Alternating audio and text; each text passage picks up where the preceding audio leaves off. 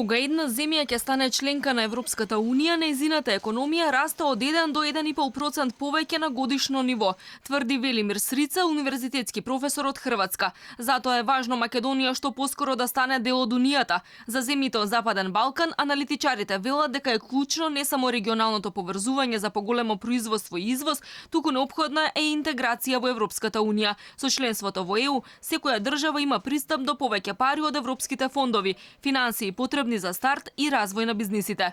Јер се пред свега руше бариери. Пред се рушат бариерите во трговијата, протокот на производи, суровини и материјали, побрз и се создава синерија. Освен тоа, постоја значително голем број ЕУ фондови кои може да се искористат и го поттикнуваат развојот на послабо развиените земји. Хрватска, на пример, е таква држава. Затоа имаме многу можности нашите проекти да добијат средства од Европската Унија. Јас се надевам дека и Македонија наскоро ќе може да се пофали со такво искуство.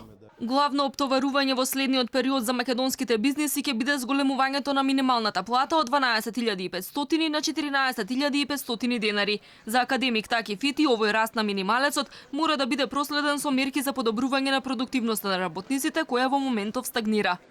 Онај што создава за еден час два производи е два пати попродуктивен од онај што создава еден производ. Гледате, еден добар дел од зголемувањето на платата определени сегменти од економијата не може да го поднесат. Особено оние индустријски сектори кои што имаат ниска акумулативност, како што е текстилот и други. Предприемачи од цел свет се собрани во Скопје на Светскиот конгрес на предприемачи 2019, каде неколку дена разговараат за тоа како да се натераат младите да почнат сопствен бизнис и како овие фирми да станат главен двигател на економиите. Dakle, mi imamo